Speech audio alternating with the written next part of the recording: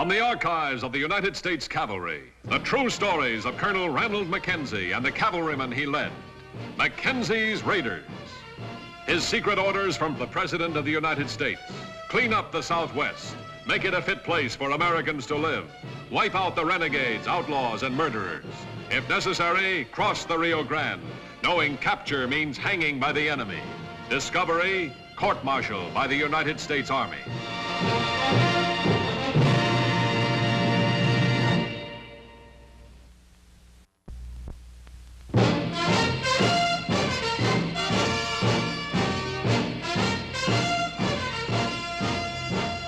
The time, 1873. The place, 15,000 square miles of treacherous Texas borderland. The problem, open the territory for peaceful settlement. This was the task assigned to Colonel Ranald Mackenzie and his troopers at Fort Clark. Against them, the murderous renegades who fought amongst themselves for the spoils of the area. One of these fights for power led to a split between Red Buckman, the leader of a notoriously vicious gang, and his lieutenant, Andy Wheeler. As with the others, Wheeler began to scavenge for himself.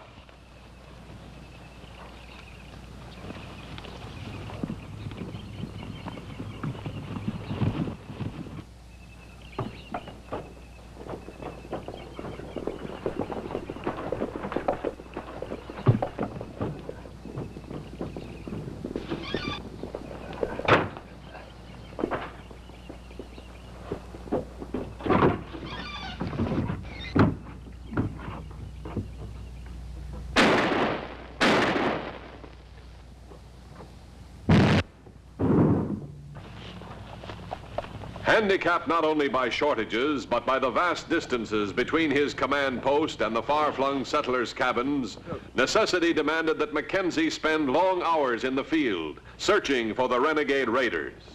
Firing down by the Jeffers farm, sir. Could be Buckman's men. Oh! Ha! Oh! What do you want to fight me for? For this? Dirt-grubbing farmers work themselves like horses, and for what? $10, if that. What'd you expect to find here, Carlotta's crown? No, but enough to get the wrinkles out of my belly. We should have stayed with Buckman. Well, you can go back any time you have a mind to. Get my ears cut off? No, Porter, we've raided our last farm till I get Buckman. Andy, you thinking about that again? I never stopped thinking about it. With Buckman out of the way, his men would follow me anywhere. That's right enough. And that's our next move. Against Buckman. Take the horses out of the corral. Right.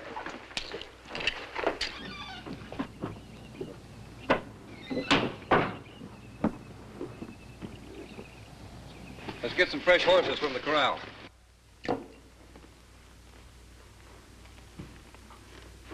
I never could understand your kind. Leave a good home, take up to some no-count man, then fight for him.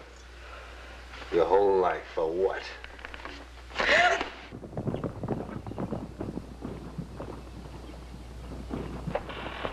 3 of them. Get out of here!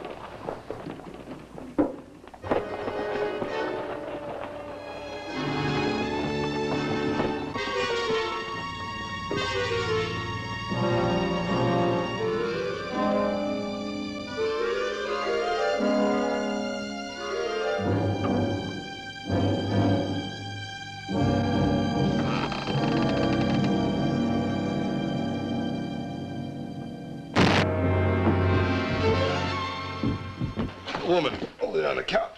Have a look. Who are you, sir? Wheeler. Andrew Wheeler. Former Lieutenant 5th Georgia Reserves. What are you doing here? I was just passing through. These folks are kind enough to ask me to share their meal. Colonel. Pistol whips. Renegades? Yes, sir. They slugged me. Well, didn't any of us have a chance? How many? Oh, I'd say about 8 or 9. 2 that stayed outside when the others rode off. They're the ones that did that. Recognize any of them?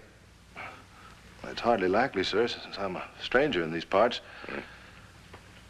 But I did see the leader before. Where? The other side of the border, a couple of nights ago, I was riding up from Rio Rivas. Stumbled across this little canyon, and the same man was there, camped with some others. I was gonna stop. Glad I didn't now. Can you describe him? Well, he was a big man, riding a white stallion, wore a beard, kind of reddish brown. Sir, that description fits Red Buckman. Yes, I'm aware of that.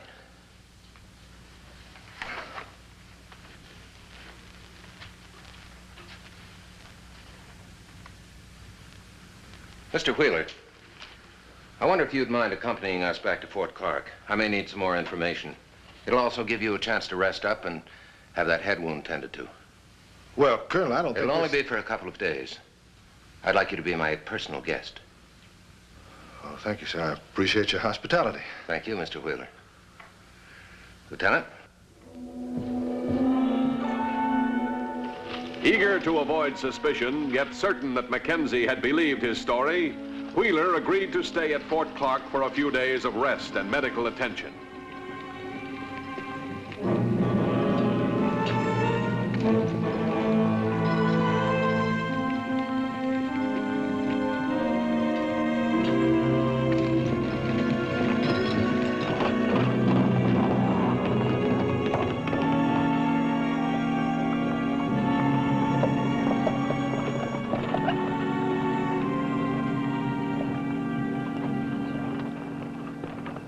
What are you looking for, sir? Tell you in a minute.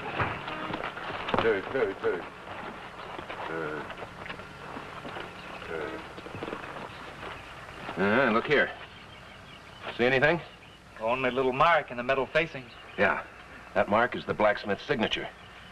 It appears to me that Mr. Wheeler's horse and that renegade animal were shod by the same man. Colonel, if that's so... I think I'll ask Mr. Wheeler for a little more information.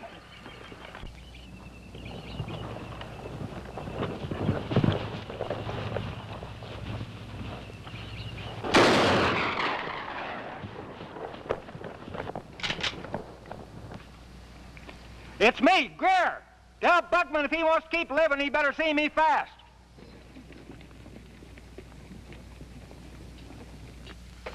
Been admiring that suit, Mr. Wheeler.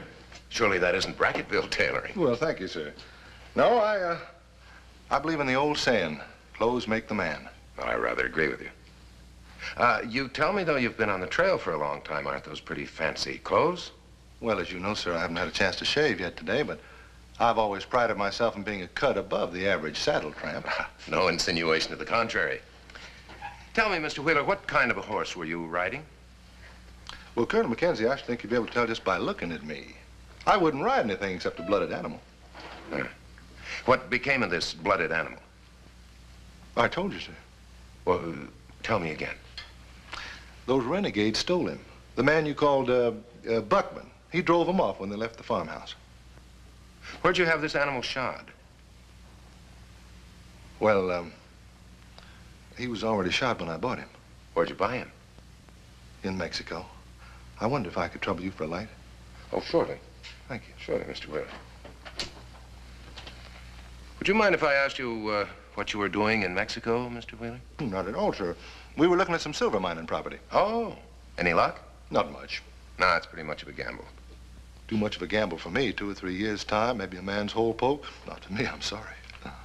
Now, this canyon where you stumbled on the outlaw, this Buckman fellow, what was the place you were riding toward? Rio Rios. Oh, yes. Oh, I hear that's very good ore country. Well, we weren't looking for silver in Rio Rios. We?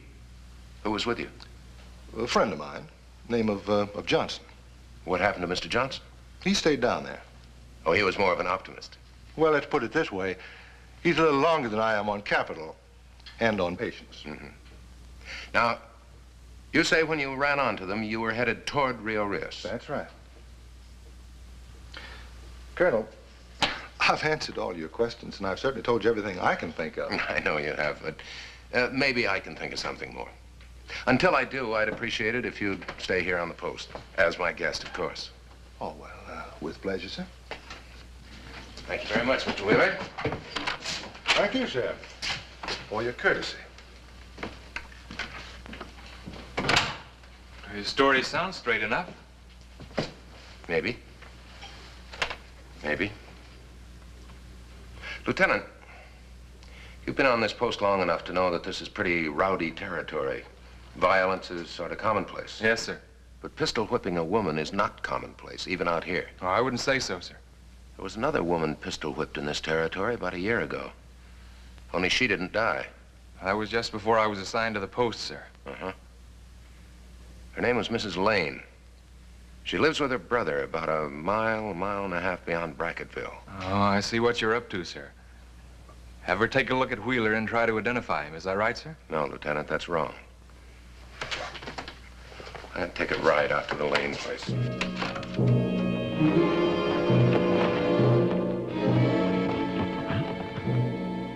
And I have reason to believe, Mr. Gifford, that this is the same man who pistol whipped your sister. Well, I don't know whether or not Helen can face him, Colonel Mackenzie. For the past year now, she's been awfully upset. I know. No one can blame her. Perhaps if you could explain to her, though, how important it is. How important to the whole territory. I know it's important that you identify him, but No, Mr. Gifford. It's important that she does not identify him, even though she recognizes him. But why, sir, if he is the man? Because I want to give him confidence. I want to give him too much confidence. I'll go in and talk to her, but I can't promise anything. Thank you, sir.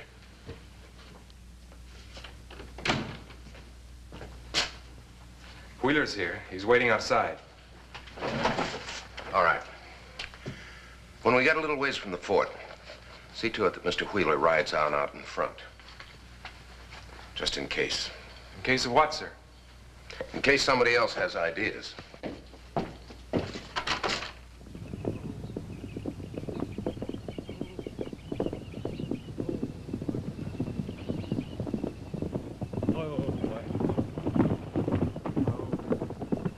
How much money did you say? 1,000 for Wheeler. 2,000 if you crawl over Mackenzie's dead body to do it. Let's take the shortcut.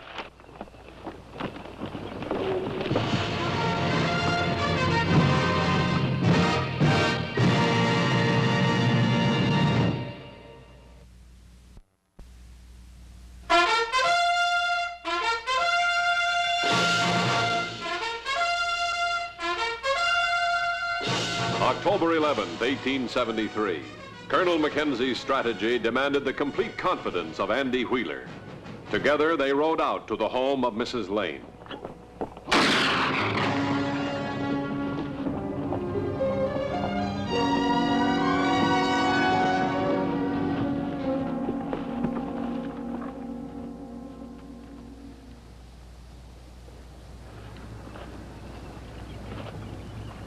Excuse me, Mr. Wheeler.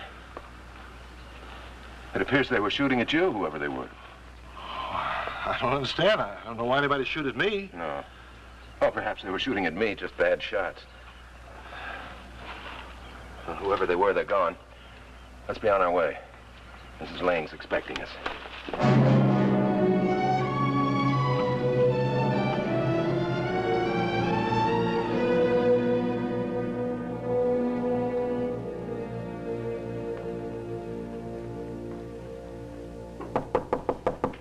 Helen, it's only me, dear.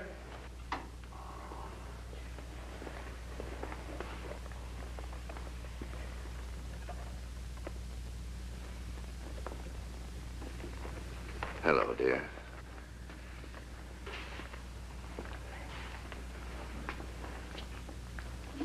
Colonel Mackenzie will soon be here.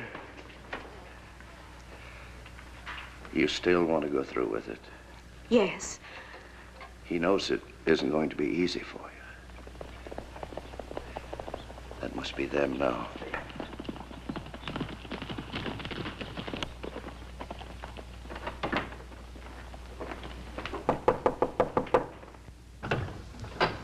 Come in, Colonel. Mr. Gifford, nice to see you again. Good to see you, sir. Mr. Gifford, this is Mr. Wheeler and Lieutenant Paxton. Mr. Gifford? She's in there, sir, waiting for you. Go right ahead. Thank you. Who's she? Mr. Gifford's sister.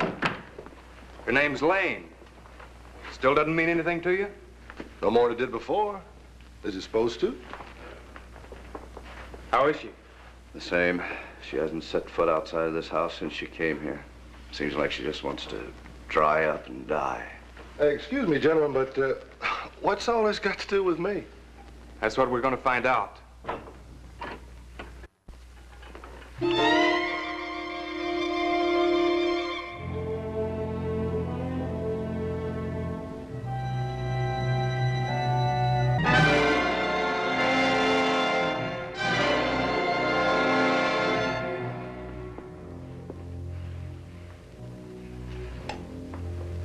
Is this the man, Mrs. Lane?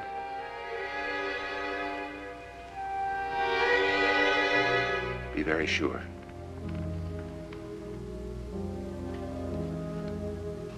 I don't remember ever seeing you before. I think I'd remember if I had. Pretty woman like you.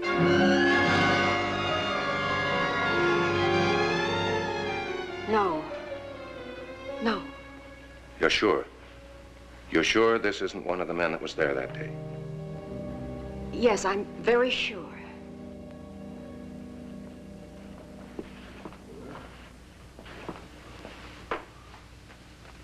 Well, now. Calling me a renegade. A murderer. Worse. He should have known better than that.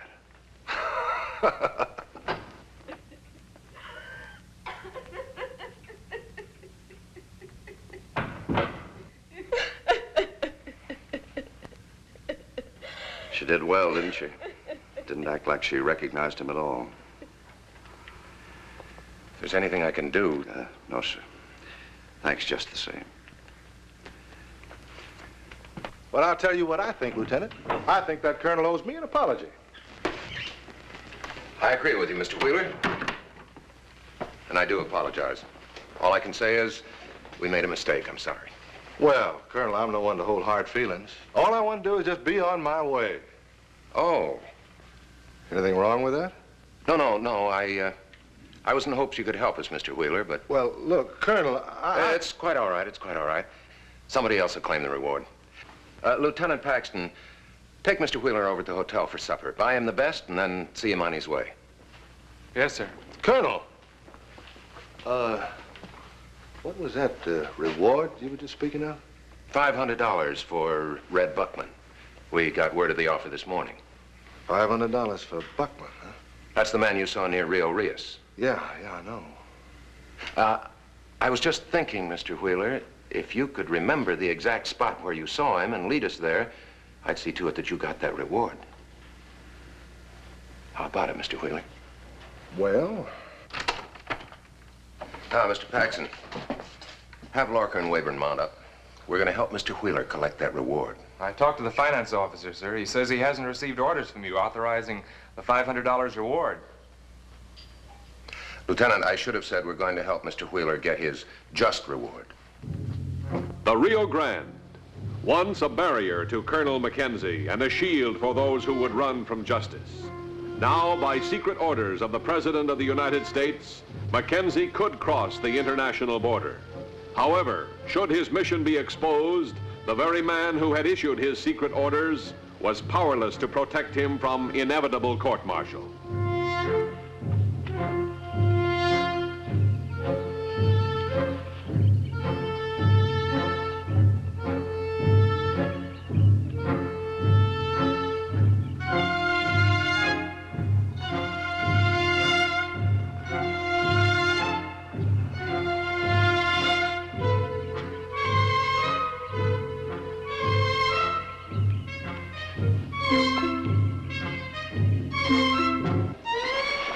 Guards over there. We'll have to walk in on them.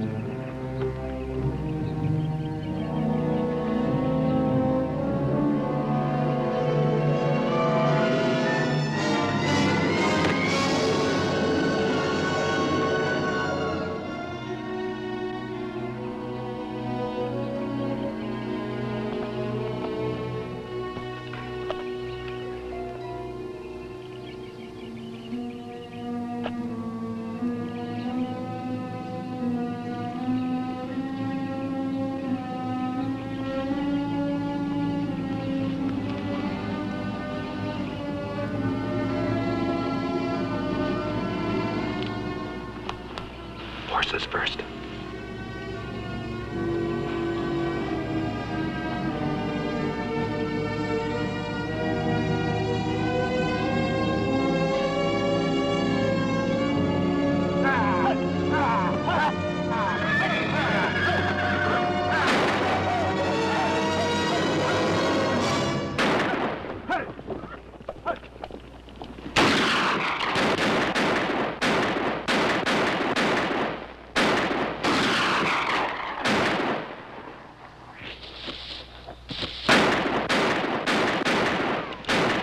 There's only 2 of them. Come on, we'll rush them.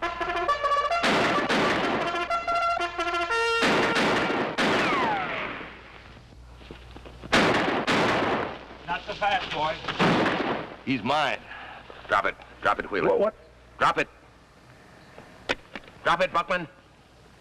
Drop it.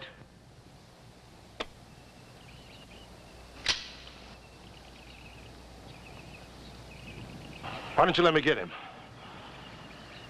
Is that what you wanted, Mr. Wheeler? Yes. Didn't you?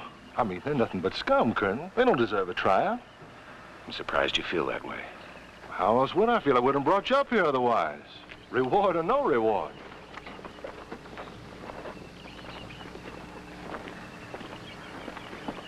Well, I guess you won't be needing my services anymore, Colonel. I'll send you an address. You will see that I get my reward, won't you?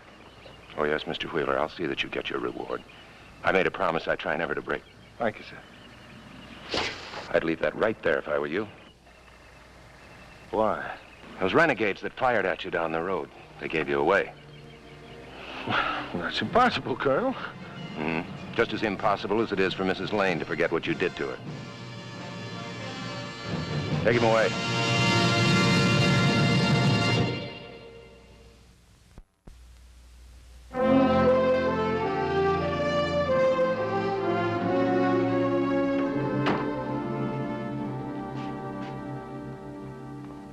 This is from Mrs. Lane, sir. She told me what it was, a pair of socks. Well, She knitted them herself. Yes, sir. Her brother says she's a changed woman since we got Wheeler. Even does her own marketing. well, I guess we were all lucky, Paxton. It wasn't exactly luck, sir. I'd like to know, why were you so suspicious of Wheeler? Remember that first time we saw him? He was wearing that farmer's Sunday suit. 2 things that never go together. What's that, sir? A farmer's Sunday suit with a dirty man inside. Well, now about these orders of the day.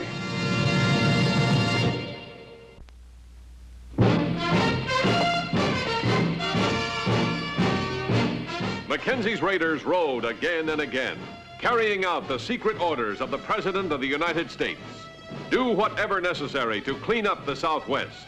Make it a decent place for people to live. Ride with Mackenzie's raiders as they relive the blazing pages of history in the making.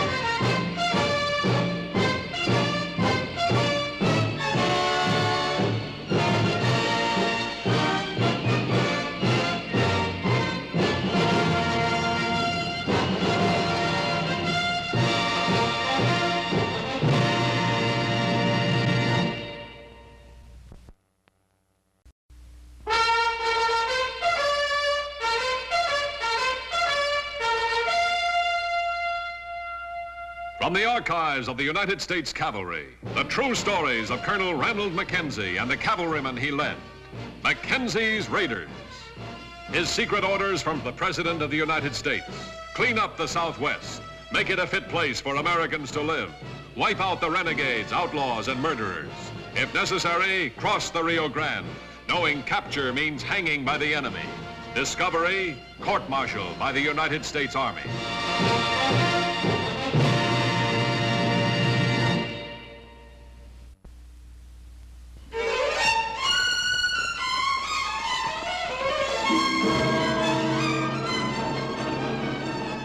Border country, Southwest Texas. The year 1867. Another attack on a civilian supply wagon. Army protection unavailable. The reason, Colonel Mackenzie's limited personnel had been withdrawn to prevent a filibuster force from crossing the border into Mexican territory. 3 of my wagon trains destroyed and a 4th one overdue. And you, sir, sit there and do nothing about it. I've detailed every man I can spare to patrol those wagon routes. Every man? May I inform you, Colonel, that the majority of your command is patrolling an area where nothing ever happens. The border, or perhaps you expect these barefoot Mexican rebels to cross the border and invade in force, is that it? Mr. Dubois, I'm not in the habit of explaining the military policies of my command to civilians. Civilians? May I inform you, Colonel, that I have soldiered with men the likes of which you have never seen. Or perhaps you forget that I, Jean-Jacques Dubois, at one time commanded the 4th Regiment in the Legion in the service of my emperor. I'm forgetting nothing, Mr. Dubois. Particularly, I'm not forgetting the fact that you are now a citizen of the United States of America and a civilian. Ever since those same barefoot rebels that you referred to chased your Legion out of Mexico. Oh, Ranald. Here we are, bickering, you and I. 2 soldiers who are friends, like a couple of women. I, too, am a soldier. But, Ranald, I want you to understand my problem. My problem is my wagons. I can't help you there any more than I am. I have my orders. Orders? Oh, the bane of a soldier's existence. Excuse me. Yes? Courier from K Company just rode in, sir. Another train's been attacked at Massacre Flats. My train? I'm sorry, sir. Mount up a patrol, Sergeant. Each man to carry 40 rounds carbine ammunition, 10 extra rounds revolver ammunition. Yes, sir. Who will lead the detail, sir? I'll lead them out myself. Get started. Yes, sir.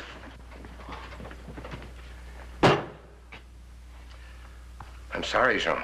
I'm sorry about your men. I, too, am sorry. May I ride with you, Colonel? Why not?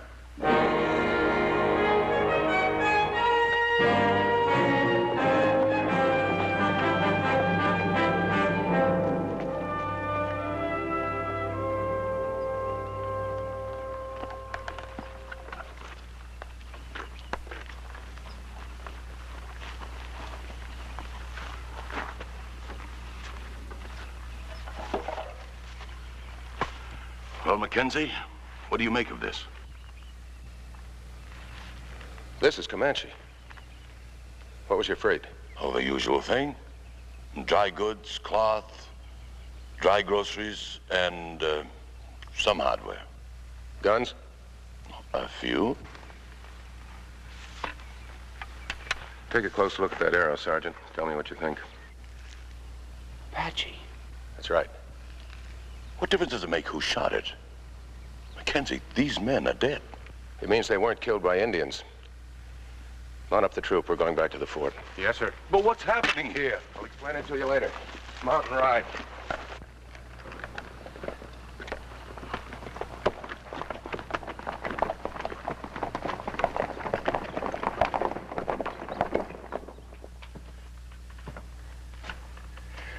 Most of the Indian stuff we found was Comanche and Kiowa. All right, that makes sense. The Comanches and the Kiowas ride together. But that arrow was Apache, and that doesn't make sense. Why not? Because the Apaches don't make alliances. They're too proud. They fight alone. I'm afraid you attach too much importance to one arrow, Colonel. Really?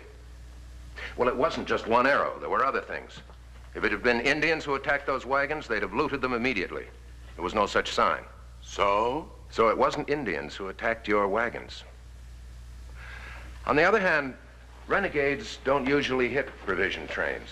There isn't enough in it for them to make it worth their while. Now, any particular reason you can think of why they should hit yours? Think it over. Perhaps you can find a reason for me. I will think it over. Perhaps you can find one of those reasons by the time I visit you at your supply post, as you call it. I shall try. Good.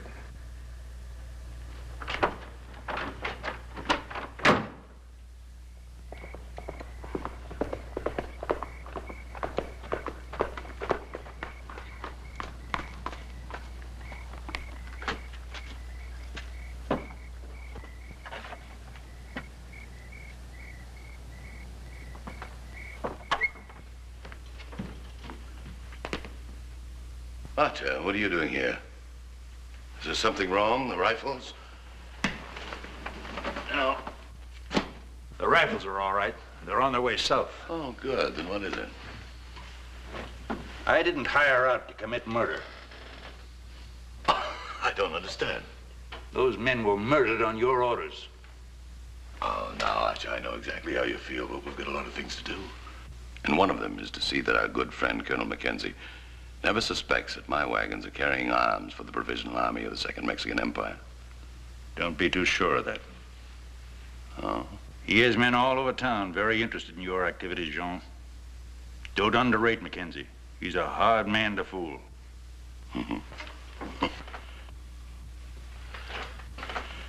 By the time he finds out my part in this venture, I'll be long gone.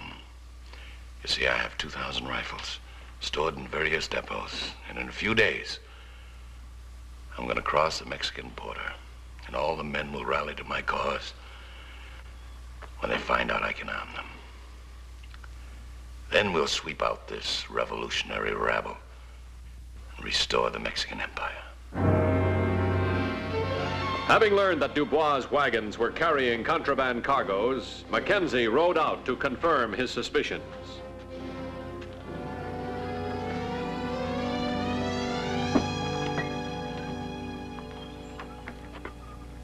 Archer. Sam Archer. I beg your pardon, sir. I don't believe I've had the honor. Sam Archer. West Point, class of '60. I regret to say, sir, you're mistaken. Ronald! Well, I'm happy to see you here. Ah. Tell me, who was that fella that just walked away? Oh, there are many men around this post. I do not know why. Thought he was a friend of mine. Oh, from the Army? Yeah, a fella named Sam Archer. Gave up his commission to fight for the South. Joined Jeb Stewart, had a cavalry troop under him. Huh. Well, you mind stepping inside a minute? I'd like to ask you a few questions. Oh.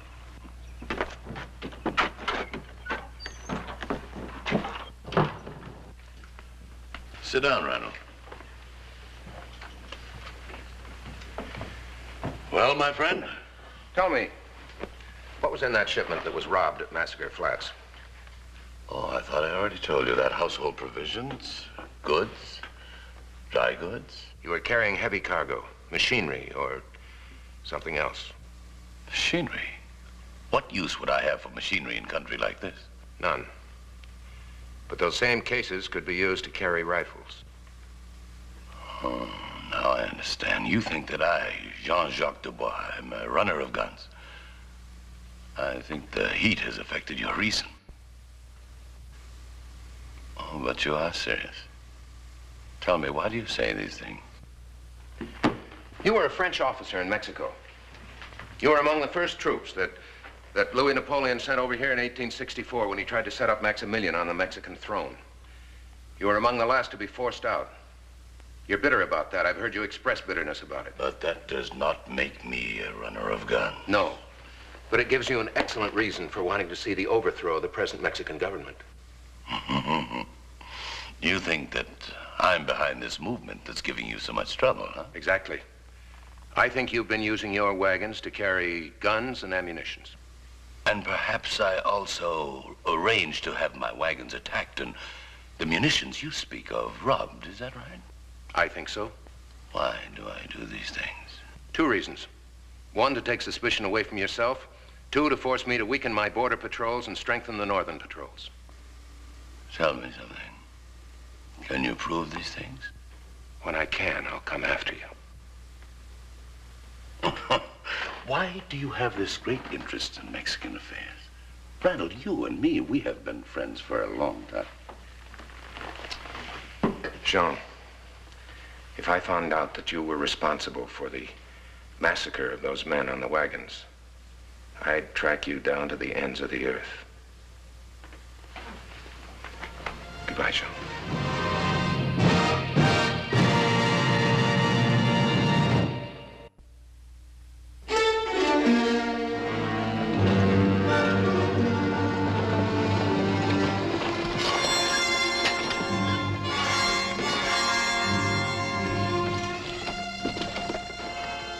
July 20th, 1873.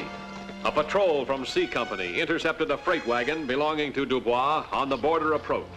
Its cargo, the tools of revolution, could destroy the growing peace between 2 nations.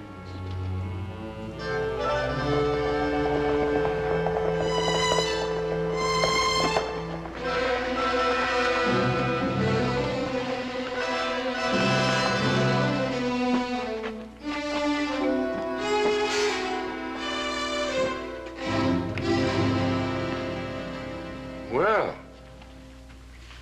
Hello, Ronald. So it was you, Sam. I'm sorry I couldn't stop and shake hands with you when we saw each other the other day, but I didn't think it was good policy at the time. You're working for Dubois now? That's right. Where is he? He's gone.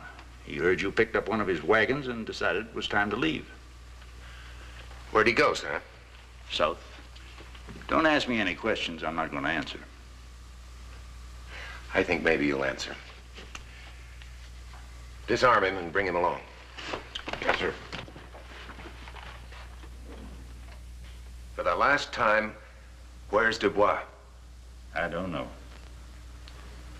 You're lying, of course. Sam. Sam, I don't know how you got into this, but I do know one thing.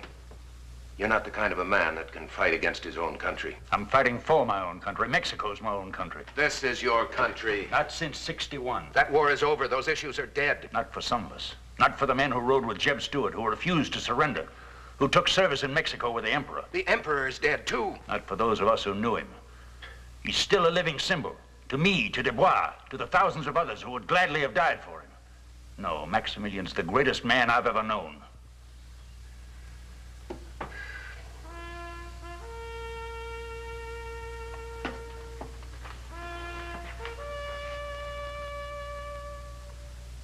Good sound, isn't it, Sam? Remember how many thousands of times you thrilled to that sound? That sound of retreat and thrilled to the flag coming down? Your flag, Sam. Not anymore. Come in. Sir? A scout just rode in from C Company. One of their patrols was ambushed just this side of the river. They're all dead, sir. Where? Eagle Pass. Muster out every available man. Every man to carry 40 rounds of carbine ammunition, 10 extra rounds of revolver ammunition. Reserve ammunition to be carried on the pack train. Fodder and field rations for 3 days. All right, move. Yes, sir. More of Dubois' work. He's fighting a war. War. Sam, do you remember Bob Burton? Burton from Savannah. Cadet captain of C Company, your roommate at the Point. What's that got to do with me now? Burton's son was leading that patrol. Yeah. Maybe if you could look at the faces of some of those dead, you'd recognize some old friends. Joe Peterson, Sam Baker. Men who soldiered with you. Men that you yourself led on patrol. Guess that doesn't matter anymore to you, though. Now, if you'll excuse me, I suddenly feel the need of some fresh air. Ranald, I want to ride with you. All right. All right. Then tell me where Dubois is. He's in Mexico, awaiting delivery of his rifles. Enough to arm 2,000 men. How many men's he got? Only a few. He's counting on recruits joining him as soon as he gets the rifles to arm them. Of course, without those rifles, he'd be finished. What kind of men are joining him? Oh, freebooters, renegades, common sheriffs, fools like me. That's what I thought. That kind of an army is held together by greed and viciousness, nothing more. Sergeant. Yes, sir? Sergeant, that wagon we captured from Dubois, how long would it take you to get it below the border? Driving hard with extra teams. We might make it by noon. By noon. All right, let's go.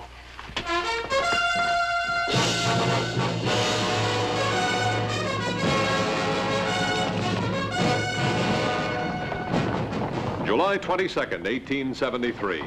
In an effort to uncover the filibuster forces preparing to enter Mexico, Colonel Mackenzie devised a twofold plan. A detachment of his 4th Cavalry would sweep the border country to discover and neutralize any threat to the Mexican government. As this was being done, Mackenzie and a group of picked raiders were to separate from the main force and secretly cross the Rio Grande into Mexico to capture or destroy Jean-Jacques Dubois.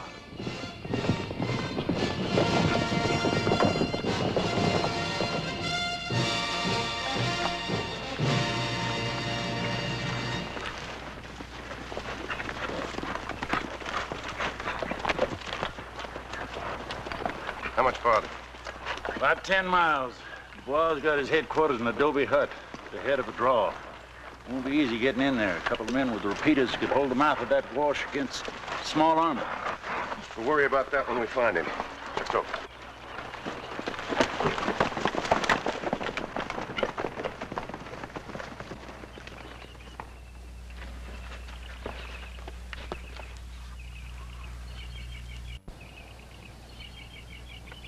That's it, all right.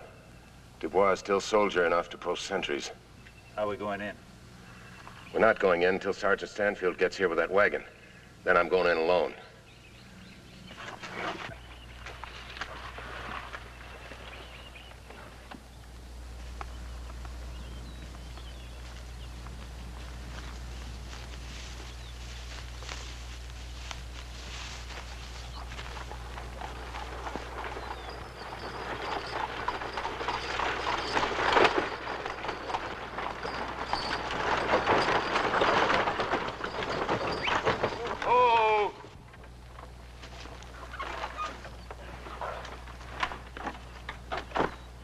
Prisoners ordered, sir. Break out those rifles, Sergeant.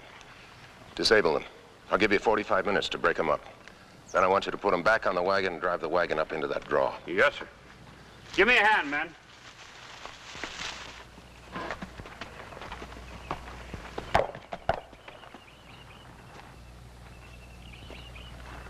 I'm alone.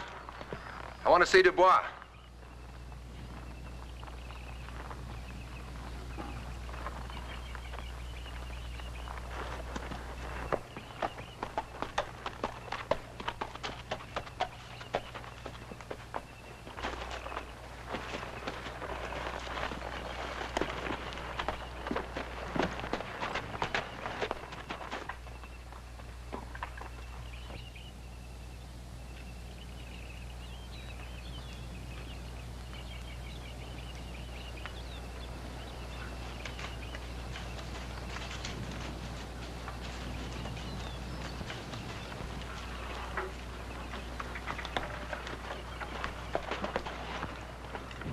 Hello, Ronald.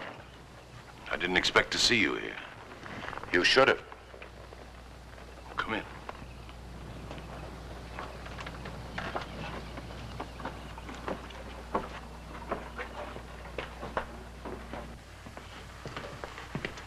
Sit down, Colonel.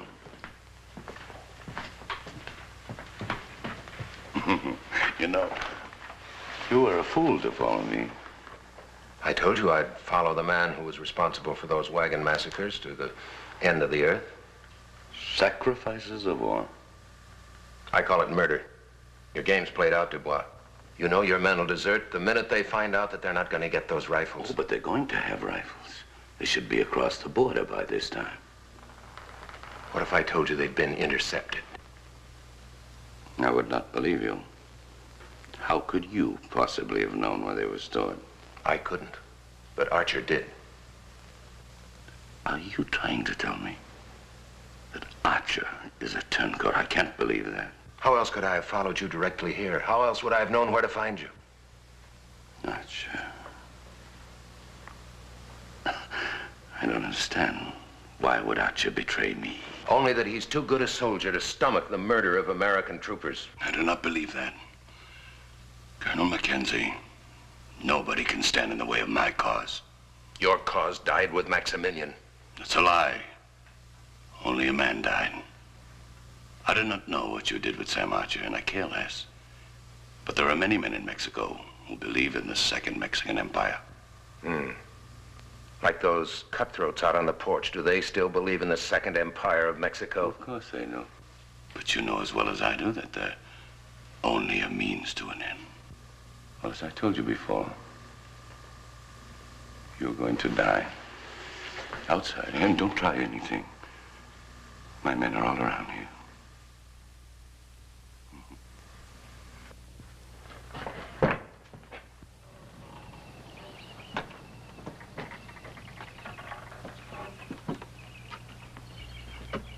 I'm sorry, my friend.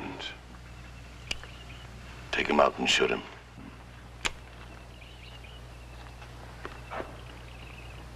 You follow orders and you'll be swallowing steel within half an hour. See those lights up there? That's an Army heliograph signaling to my troops. And if you still want rifles, here they come.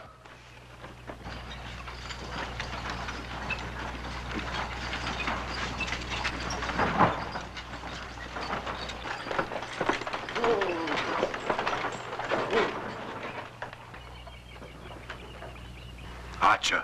All right. There are your guns. Show 'em, Sergeant. Help yourselves, gentlemen.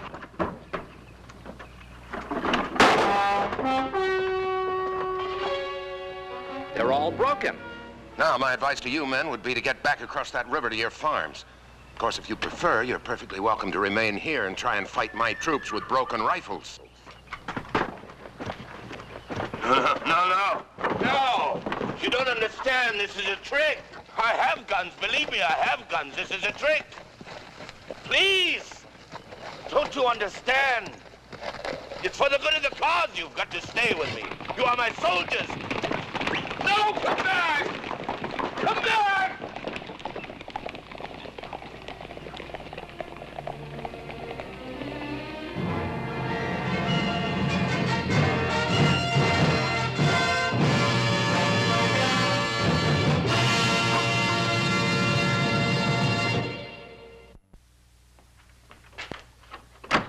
Yes, Sergeant. Dispatch from Department Headquarters, sir. Read it. Request immediate report on United States National Forces forming in your district for an attack on Mexico. All right, take an answer. Yes, sir. Commanding General, Southwest Department, so forth and so forth. Sir, action has already been taken. The border is now relatively quiet. That's all, Sergeant. Yes, sir. Oh, no, one more thing. Read Mr. Sam Archer back into the United States Cavalry. I don't understand. As a trooper. But I have a commission. You had a commission. Sam, please believe me, unless you'd prefer to stand charges, I'd consider it a privilege to have you serve in this command. Sir, you got yourself a soldier.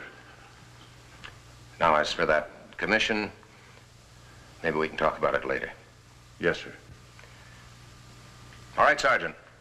I said to read Mr. Archer in. Yes, sir. Place your left hand in the book and raise your right hand. Repeat after me. I, Sam Archer. I, Sam Archer. Hereby swear to uphold the Constitution of the United States. Hereby swear to uphold the Constitution.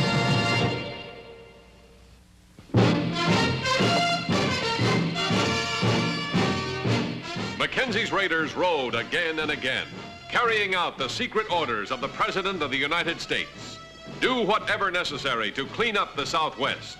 Make it a decent place for people to live.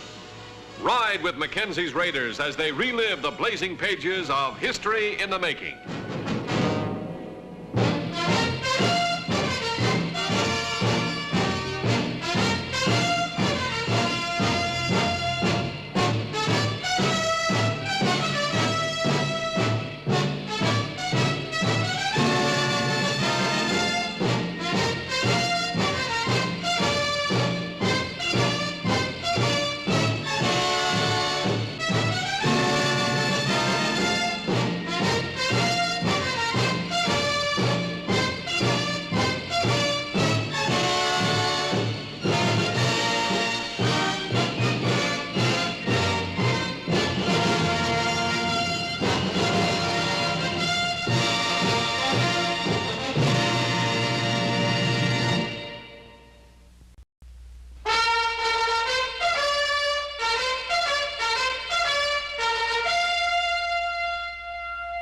From the archives of the United States Cavalry, the true stories of Colonel Ranald Mackenzie and the cavalrymen he led.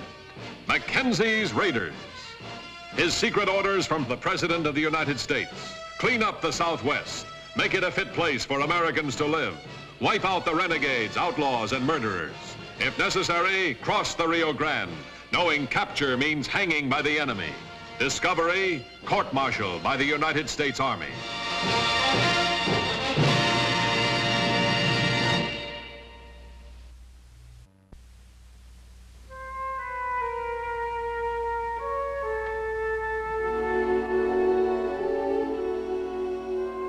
Late summer 1873, an epidemic of infectious cholera raged along the border country of southwest Texas.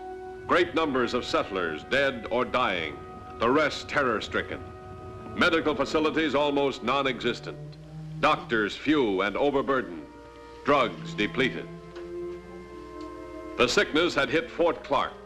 Colonel Ranald Mackenzie was almost powerless to defend the territory against this mass killer. The 4th Cavalry, reduced by sickness to almost half its numbers, fought a new foe, fought contaminated water, fought to maintain quarantines. But they fought without ammunition, without the aid of drugs. Finally, after repeated requests to the War Department, Mackenzie was notified that an ambulance carrying a relief doctor and medical supplies was on its way to Fort Clark.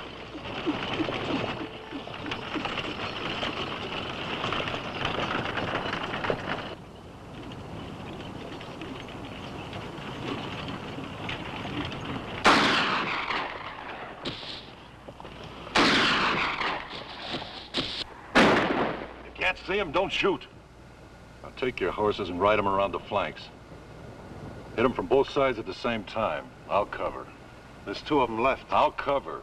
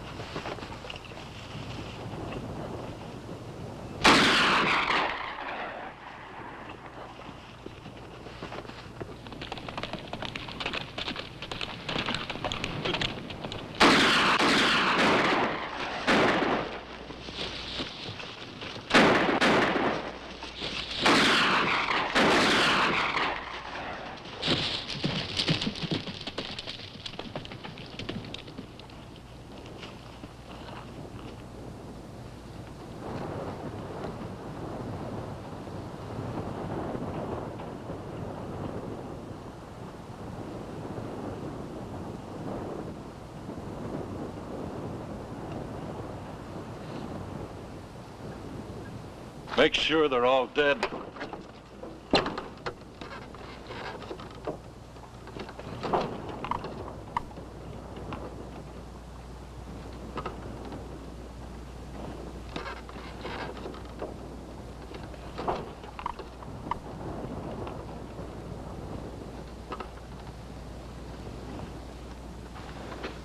They're all dead, Bergen too. Water. It's empty. We better get some water real soon.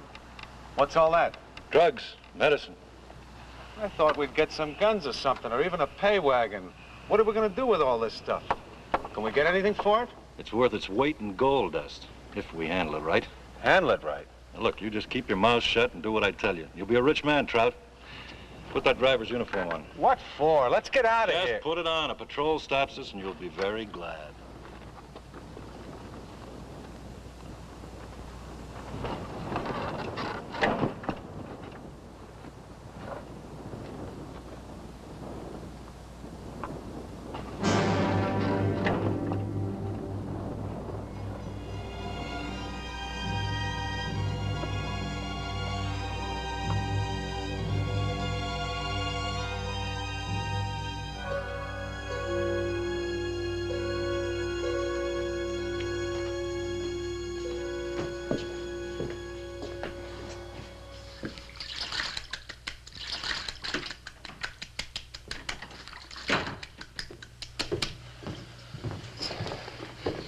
Anywhere to the ambulance, the supplies? No, sir. Just a patrol returned from posting water holes. How many sick? 2, sir. I put them in the next room. Infirmary and barracks 4 and 5 are filled. 2 out of 10, that's not too bad. 4 others died on the trail, sir. Mm-hmm. Men been told our doctor's dead? They didn't have to be told, sir. They knew it. Colonel Mackenzie, pardon the impertinence, sir, but are you all right? Yeah, I'm all right, Sergeant. I'm just tired. There's 1 dose of morphine left, sir. Just 1. No. I'll be all right after I get a chance to sleep. And I'll get a chance to sleep when that ambulance arrives.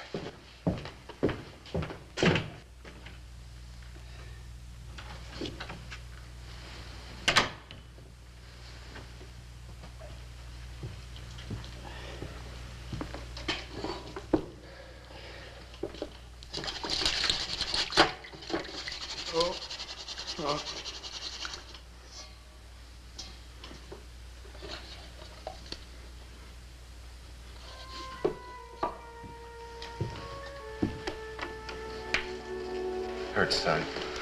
Just a stomach ache, Colonel, sir. I'll be riding again. Sure you will. Oh, I heard before the doc died, he gave you some stuff, and it didn't hurt so much. A little thing of powder. More something. Yeah, morphine. I'm gonna give you some. This is the last one we've got until the doc comes. Here, put this on your tongue. That's it. Some water. Make it easier to swallow. Now you just lie back and relax. How long will it take, sir? Not long. You'll feel strange in a little while. Woozy. You might even have hallucinations. Hallucinations, that means, well, you might imagine things are happening that really aren't happening. You'll feel better in 5 minutes or so. Lie back and relax. Sir, what are you going to give the rest until you get more morphine? Soapy water. Soap? Yeah, it's an old remedy. Maybe it'll make them sick enough so they can throw off some of the poison. Rest easy, son.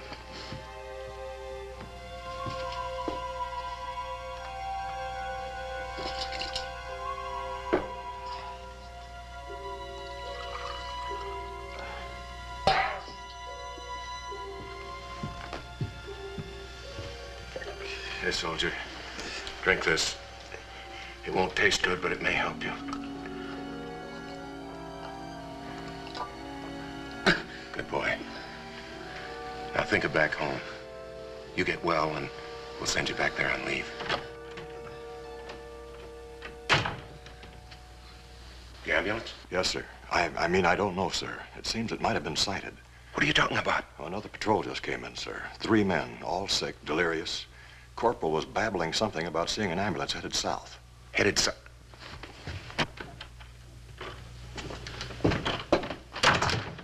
The ambulance was south of here? Well, the patrol was, sir, staking water holes. They claim they saw the ambulance last night, but it doesn't seem likely.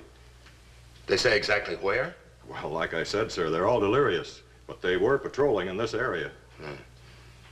All right, Sergeant. I want 4 men mounted right away. And Lieutenant Michaels. Oh, and Sergeant, have my horse saddled, too. But, sir, if you're sending Lieutenant Michaels, you could stay here and rest. Sergeant, I'm giving... Sorry, Sergeant. As soon as the doctor and the medicine arrives, I'll permit you to confine me to quarters. All right, on the double, Sergeant. Oh, and Sergeant, I want my canteen, too. Soap solution. I'll need it in case somebody on the patrol falls out.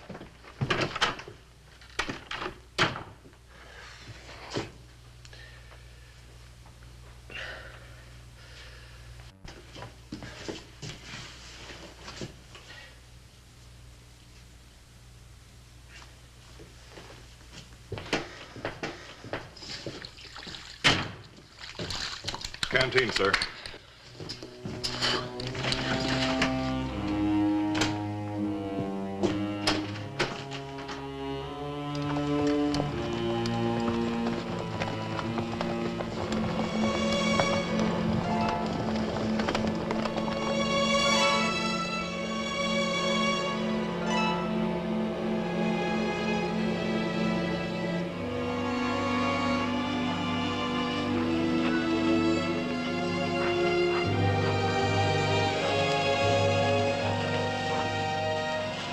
You all right, sir?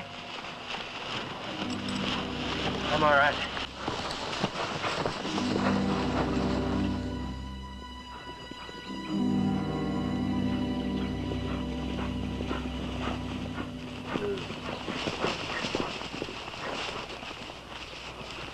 Don't suppose they could have turned around and gone back to the fort, sir? No, I don't, Lieutenant.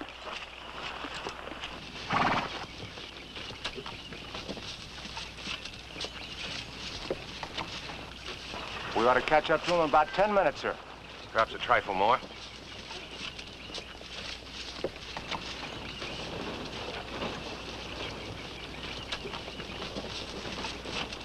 Lieutenant, take 2 men with you. Circle around their left flank. I'll take the rest and attack them from the right flank. We'll attack in exactly 15 minutes. Attack, sir? What do you mean? There were supposed to be 2 troopers with them. Now there's just the ambulance and the drivers. Perhaps they aren't just lost. Be prepared to shoot, but don't unless we do. Yes, sir. All right, 15 minutes exactly. Take off. Yes, sir. You 2 men come with me. You 2 stay with the colonel. Ha!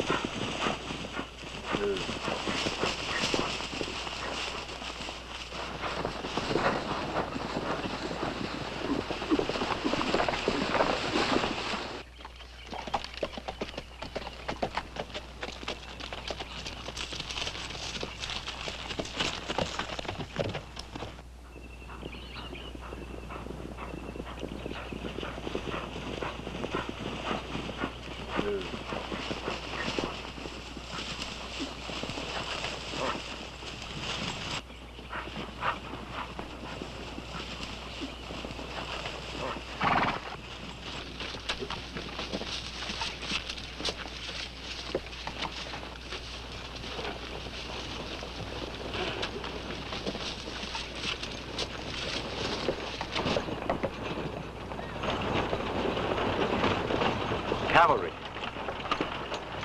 Over there, too. Put your gun away. Are you crazy? It's cavalry. Just keep your mouth shut and do what I tell you.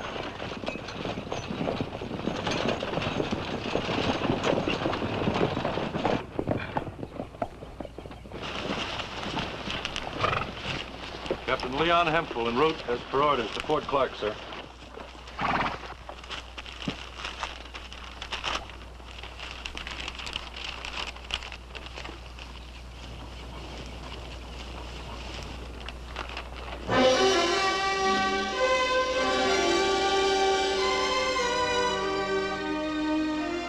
What's the matter with him, Lieutenant? I don't know, sir.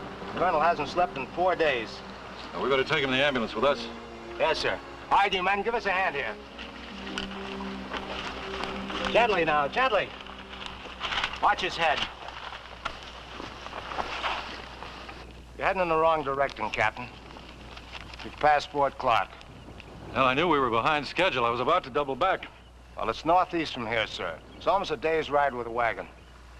Lieutenant, you take your men back to camp ahead of us. Boil as much water as you can find containers for, and then scrub down the walls of all the wards. We'll get the colonel in. Well, I don't know about that, Captain. What if you get lost again, sir? Northeast, a day's ride. We won't get lost. That's an order, Lieutenant. I can't lose any time when we get there. Yes, sir. Detail, mount up.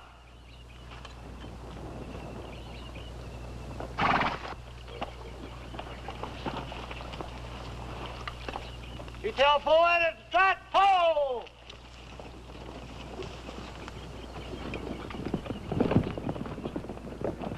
Well, hurry it up. Shoot him and let's get going. Yeah, we'll shoot him, but not yet.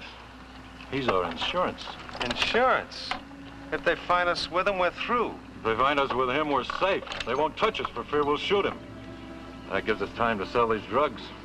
I'm for shooting him now. He'll be trouble. Now, don't get impatient, Trout. We will. But first, you're going into Bracketville. You're going to spread the word. Drugs for sale, health for sale. $100 to save your life.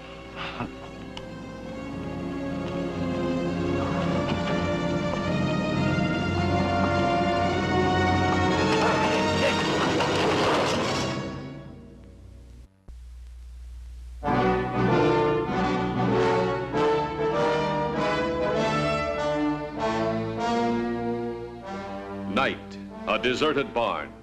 Medicine desperately needed to fight the cholera epidemic in the hands of outlaws. In the surrounding territory, panic-stricken citizens ready to meet any terms for the drugs. And a prisoner, a hostage to ensure a safe undercover operation, to be disposed of when no longer useful. Well, that's it. They're all out. Good. Last night you spread the word. This morning we should get results. You'll never get away with this, Percy. The good folks will pay whatever I ask for this stuff, Colonel. And they'll keep their mouths shut so they can get more when they need it. They're starved for it. My men will find you.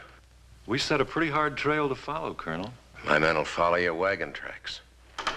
One of your men sticks his head through that door, and you get a bullet in yours. If we're gonna be stuck here, we're gonna need some water. You'll survive without it, or else you won't survive. Oh, boy, I've been waiting for years for something like this to come along, and it's gonna work. Nothing's gonna stop it. Trout, get those cases of medicine open. We want to be ready when they come. We've got water. Well, you won't be needing water anymore, Colonel. You might as well be generous. There's something wrong with this water. It's medicated. Case of contamination. Come on, let me have some of it. Contamination? Contamination. Contaminated water holes. That's the way you get cholera. You drink from a water hole, and you get cramps, extreme pain, and then you die. Maybe one day, maybe 3. Well, how's that? You've been drinking from water holes? Yeah. How long ago? 3 days. You better start praying. If you still remember how.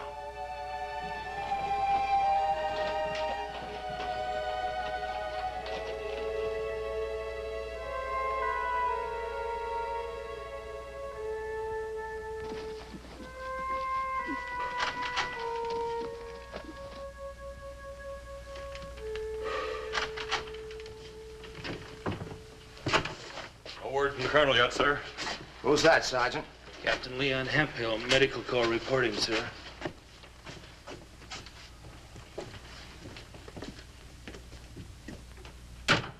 Patrol to the north found 3 corpses, cavalry, and that survivor, all shot. Shot? Hempel. That's the doctor. Found north. And where's the colonel? I don't know, sir. Sergeant, mount a patrol of 3 men and you come too. And on the men with sidearms and carbines. Yes, sir. And hurry up, Sergeant.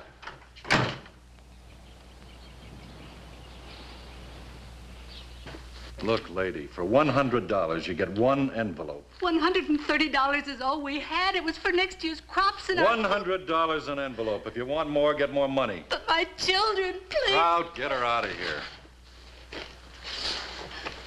While you're outside, keep your eyes peeled for more customers. They should be getting here soon. Hey, Mackenzie. Sorry about that gag. I just want to make sure you didn't make any noise.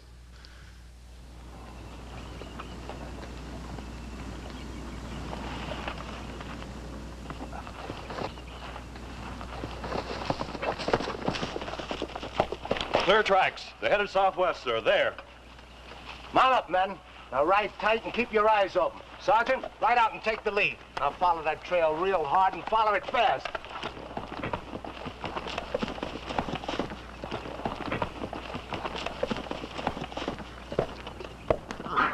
Forward! Oh!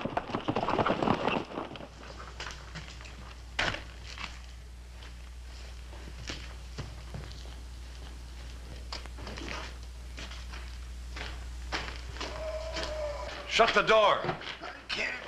My stomach.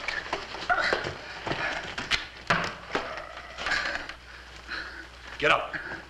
Doctor, I got that collar. I gotta get to a doctor. You're not going to a doctor or anyplace else. But I'll die. I'll die, I tell you. And you'll die, but you're staying here. Hey, where you going? To find him. They must be around here someplace. And stop that whimpering.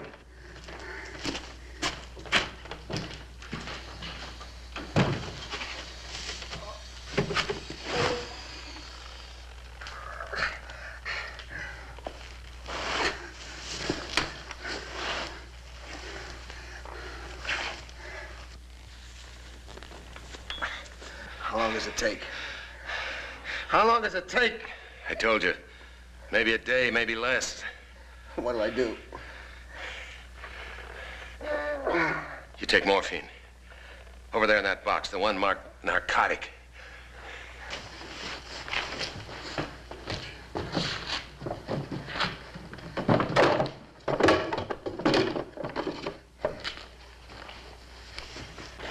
How long will it take? Take two.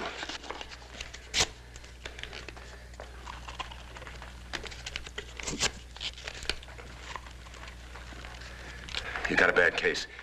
You better take three.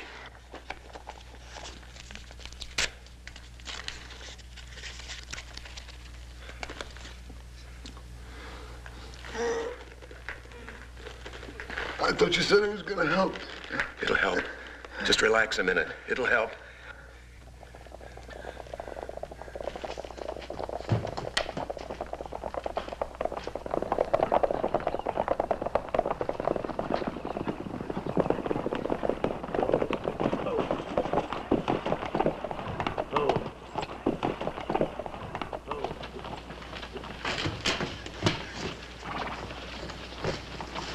They come in here, you get it.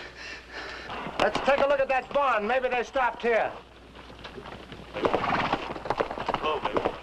There's a camp up ahead, sir, in the hills. I think it's them. On a gallop! Hold!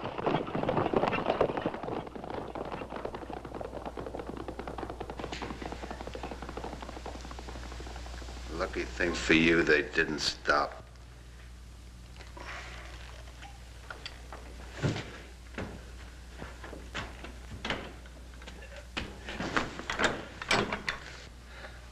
What's the matter, Mercer?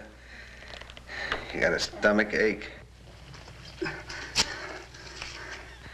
You wouldn't even let me call a doctor.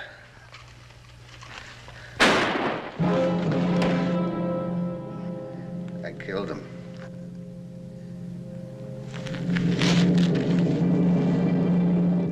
Now I'm gonna kill you.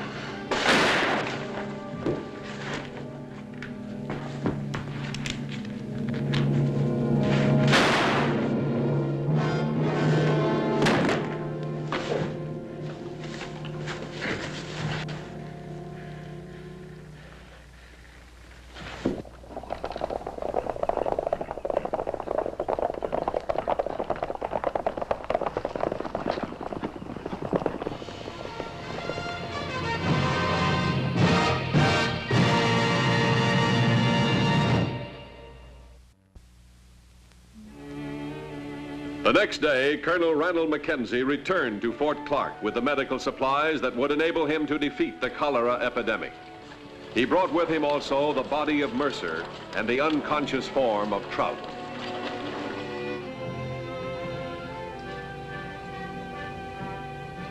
Colonel, I don't know how you did it. Because you're not suffering from exhaustion. You've got cholera, and you've had it some time. Will I make it? Yes, you're through the worst. How about Trout? Too much caustic soap and an overdose of morphine. How in the world did he get so much? Pull him through, Doc. I want to see him hang.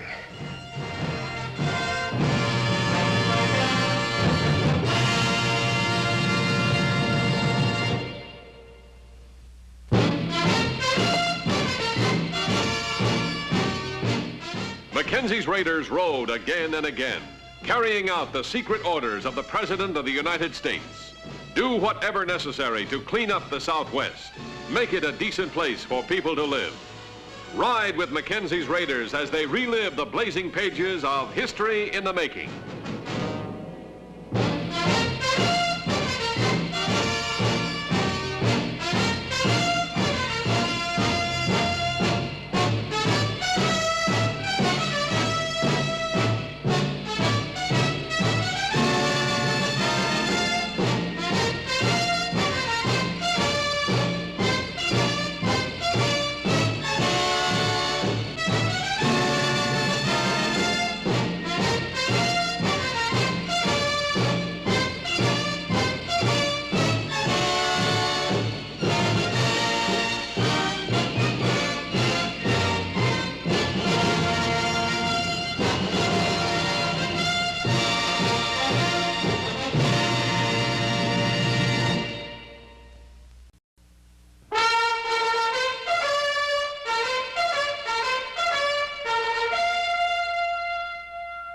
From the archives of the United States Cavalry, the true stories of Colonel Randall Mackenzie and the cavalrymen he led.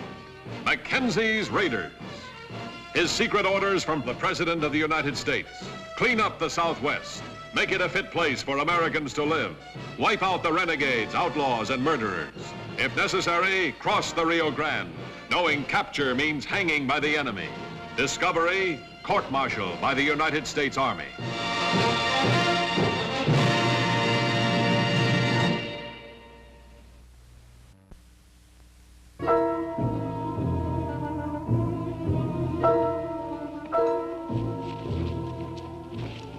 West Texas, summer 1874. The southern extreme of the Yamparica Comanche country. Now, through the efforts of Colonel Randall Mackenzie, peace was gradually coming to this land. However, one man, Quanah Parker, locked behind the vastness of his hills, held the key to the problem. Only at his command would the Quadi Nation rise and plunge the territory into bloody warfare. And only at his command could there be peace. At that moment, several miles away, an event was about to take place that would have far-reaching effect on this new peace.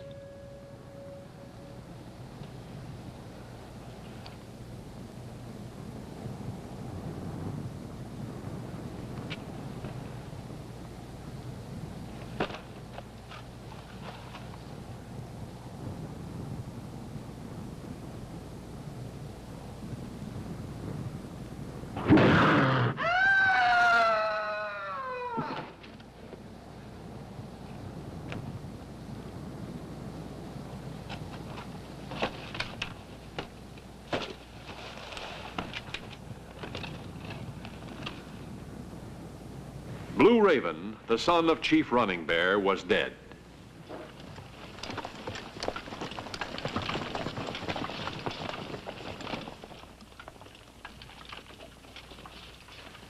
He's out there someplace. If I could just get him to come in for a talk. Do no good, sir. Quanah Parker's talked peace before. Not to me, he hasn't. By the way, Jim, I've been meaning to tell you, I'm real pleased to have you in my command here at Fort Clark. I wrote your dad and told him so. Thank you, sir. You know, there's some things, though, about Southwest Texas that you don't know all about yet. One of those things is Quanah Parker. Colonel, Begging your pardon, sir, but he isn't like old Running Bear. Oh? Well, how do you think I made peace with Running Bear? You whipped him. You may be new at Fort Clark, but you know our strength here. If I'd used every available trooper, I couldn't have whipped him. You mean he made peace just by talks? By talks? By concessions? Concessions on both sides. You mean he made demands and you gave in to him? I made other demands, and he gave in to me. Quannapock is different. He won't give in. You familiar with our campaigns against him in the north? Yes, sir. Well, you know then that our last 5 skirmishes against Quanah Parker have been virtual standoffs. All we're succeeding in doing is slowly wiping each other out. We can always send east for replacements. Yes, but with just one word, Quanah Parker could surround himself with Arapahoes, Cheyennes, Kiowas, and maybe even Running Bear's tribe. You think he'd break the treaty? They're both Comanches. So you see how important, Jim, it is that we at least keep trying to talk to Quanah Parker. Yes, sir, but how do you go about it? Is Leif Bender at the fort? No, he's out on patrol with Major Folsner. He'll be back in the morning. First thing you see him, ask him to drop around to my office, will you? I want to talk to him. Yes, sir.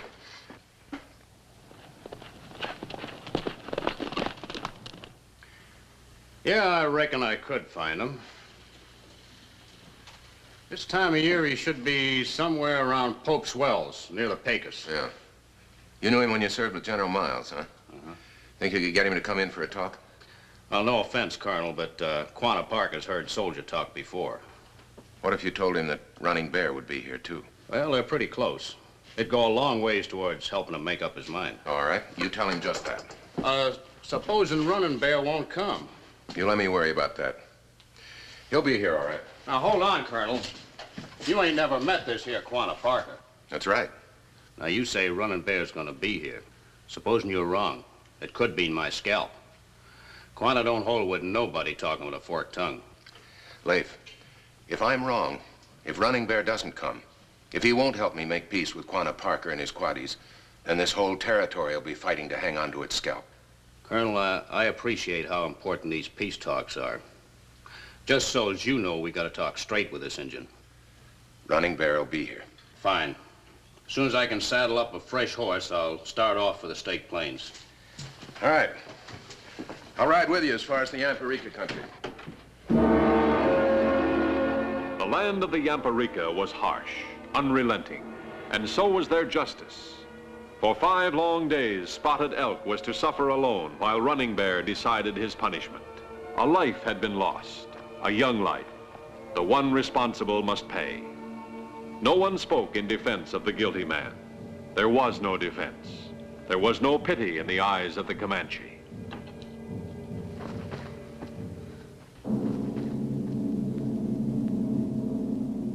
The heart of Running Bear is like the night. The brightness of my remaining years has been taken from me. Blue Raven is dead. My son is dead. 5 days have I thought on this. 5 days have I decided on your punishment. Your name, the name of Spotted Elk, will never again be spoken in our village. You will be taken to the desert and left to die.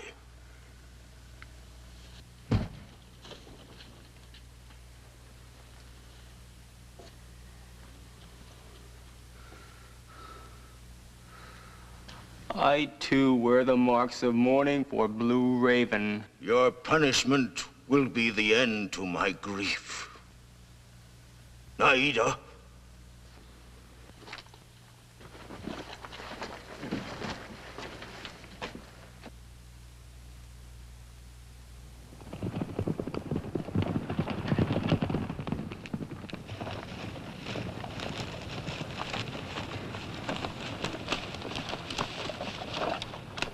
I'll leave you here, Leif. Pope's Wells is a long haul. Yeah. You bring in Quanah Parker, you can name your own price. I'll settle for my back pay. You can have mine, too, when it comes. If it comes. I'll see you in a couple of days.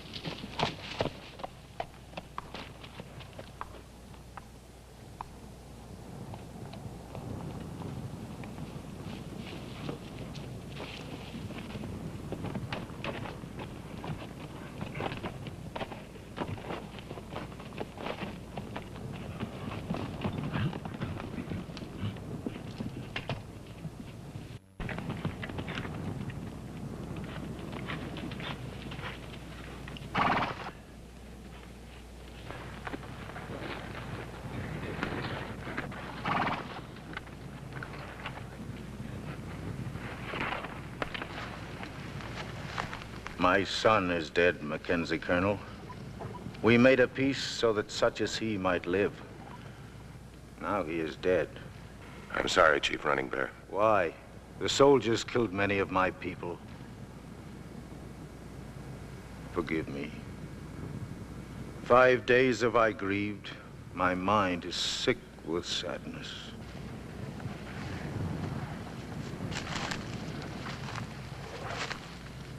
For what reason does the chief of Fort Clark come here now? I was on my way to your village. You come without your soldiers? Mackenzie has no need of soldiers. We're friends. I come to talk. Now is not the time to talk. Chief Running Bear, the talk would be of Quanah Parker, of his quaddies, of peace.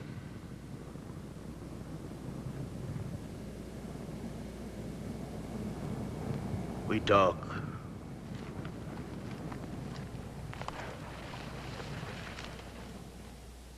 And you will treat with the Cowadis as you have the Yamparika? If they're honorable people, as your people have been. Quanah Parker is a great chief. They will obey his word. And he will respect your words, Running Bear.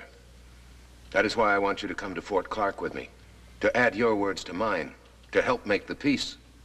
How do you know of our friendship? I know it was you who saved the life of the white girl who later became the mother of Quanah Parker. That was many snows past. And now Quanah Parker makes war on his own people. The Comanches are his people. Perhaps. Nonetheless, there is war. You can help to make the peace. If he comes, I will speak with him. I will not ask him to make peace. That is his decision. I will tell him of the honor of your words, that he can trust in what you say. This I will do. That is all I ask. Thank you, Chief Running Bear.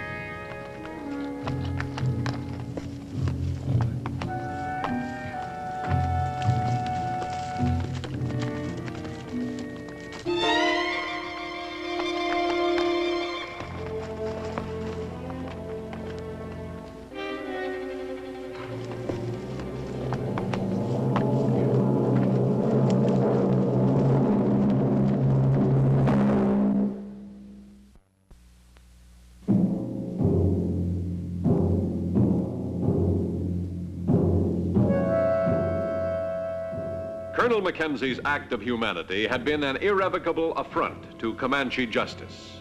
He had unknowingly interfered with a tribal death sentence, despite having sworn in a treaty to respect the Indians' law. Now he would face the wrath of those whose lasting friendship meant so much to the peace of the Southwest. You refuse? Of course I don't refuse, Chief, but he can't travel now. He's unconscious. It is my wish to leave, now with the brave. But he couldn't stand the trip. The doctor explained that to you. He'd die. I do not wish that he lives. It was he that caused the death of my son. Coming from the burial hill, you explained to me what happened. Surely you can't blame him. I do not wish to speak more on it. I'm sorry, Chief, but my word stands. I can't let him go. You refuse to honor our treaty? The treaty has nothing to do with it. He's a human being. It's a question of justice. The treaty has much to do with it. It promises the soldiers will not interfere with the laws of our tribe when those laws do not affect your people. Yes, I know. That may be. It is the law that Spotted Elk must pay for his crime. What crime? You said yourself it was an accident, Chief. No, I'm sorry. He stays here until he's well. Can I now tell Quanah Parker you are honorable to your words? Don't threaten me, Chief Running Bear. I do not threaten. In 2 days, decide which you value most, the life of one man or the lives of many. If you insist the treaty be broken, I shall cast my lance at your feet.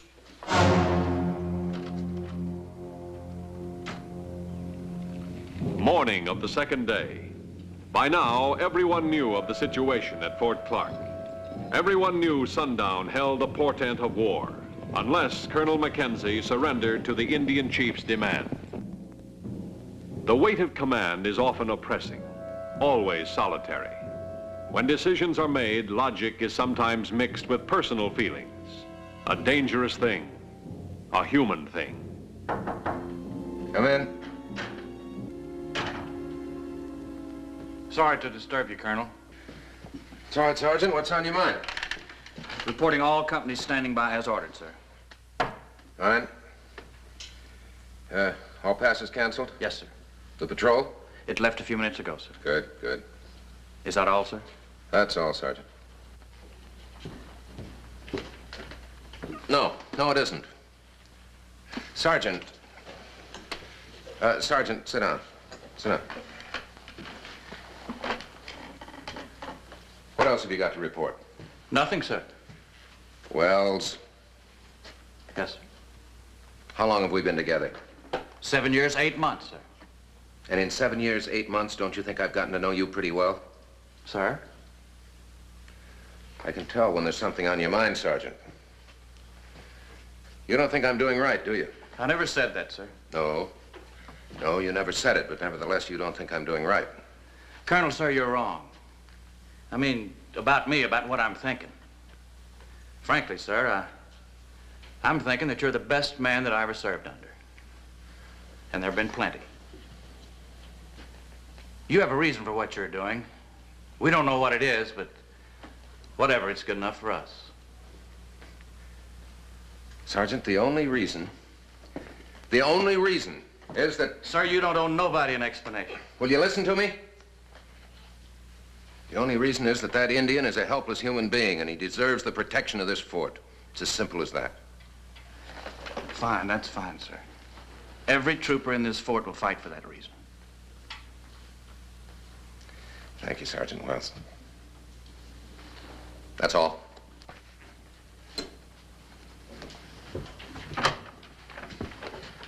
May I have a word with you, sir? Yes, of course, Captain. Come in. It's about that Indian. Yes? Well, are you really going to keep him here? Certainly, till he's able to travel. Then what? And what about Running Bear's ultimatum? After you've been here for a time, Jim, you'll find that ultimatums don't work too well with me. As far as Spotted Elk is concerned, he's free to leave as soon as he's able. And some of the men say it's a question of honor. They say he'll go back to his village. That may be. Then whether you surrender him or he goes back, either way he dies. So what's the difference? The difference, Captain, is that it'll be his choice.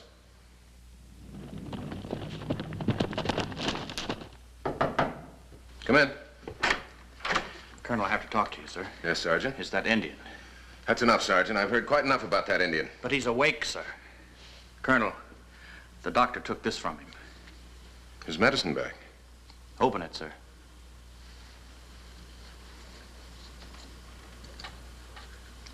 Probably took it off some settler that he murdered. Sir, we're overlooking something. That Indian is a savage. They're all savages. Pretty little thing like her. That's all for now, Sergeant.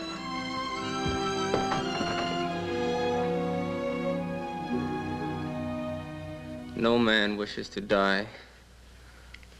And you wish to stay here? I did not say I was afraid of death. Anyone who asks for the protection of this fort gets it. What faces you if I stay? No one has ever been refused. You endanger many for the sake of one. Your people are weak. Your customs are foolish. Your heart is like a woman.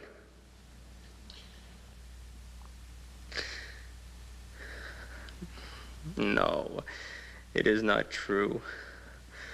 I have seen your courage. But I do not understand your people. No more do I understand Running Bear punishing you. It is the custom. It is the custom. You have been faithful to what you believe. Now I must do the same. That is why I shall return to my village. To die, to be killed.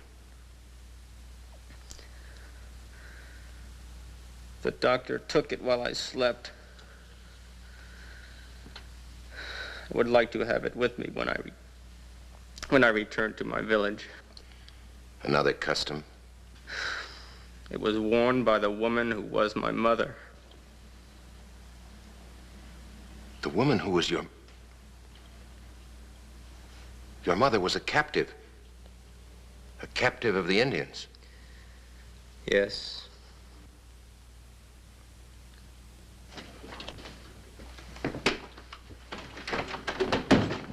He's coming, Colonel. Quanah Parker's on his way in. You know what he is about running dead? Captain, arrange for a guard of honor. I kind of thought you'd want to impress him. Sergeant, see that every available trooper stands by for a review inspection. But, Colonel, what about the rest of the men? Come with me. Where are we going, Colonel? I'll tell you on the way. Jim, I'd remind you that Quanah Parker is the last Comanche holdout. He's an important man. Treat him accordingly. We'll be back. One last chance. One final hope to avert bloodshed was all that remained to Colonel Ranald Mackenzie. Would Running Bear yield or hurl the lance of war at Mackenzie's feet?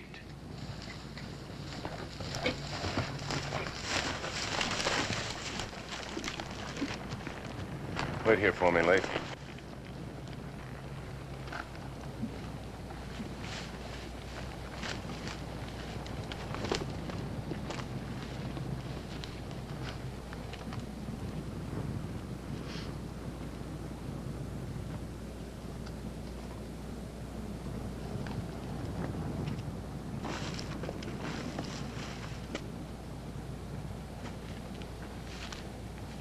Mackenzie, Colonel.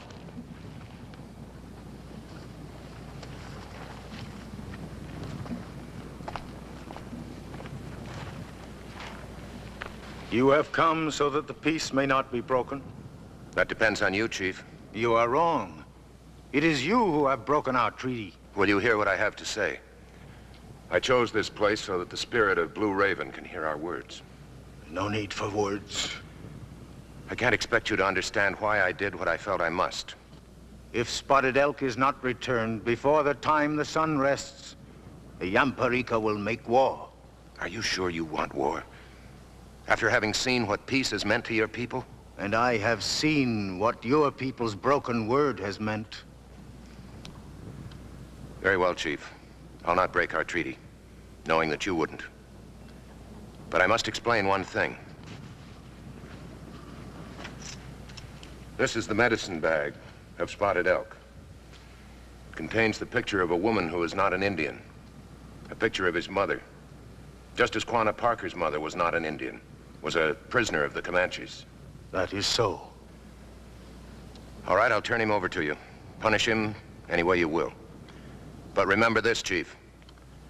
You may punish only that part of him which is Comanche. By the terms of our treaty, you must not harm that part of him which is white man.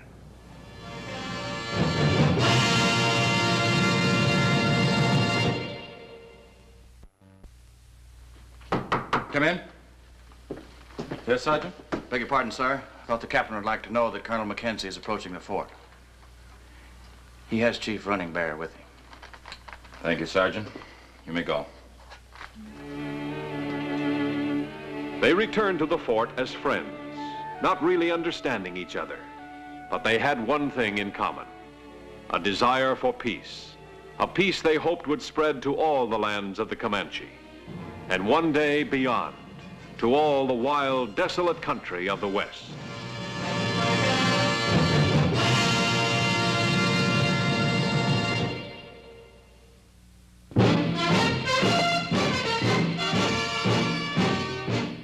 Mackenzie's raiders rode again and again, carrying out the secret orders of the President of the United States.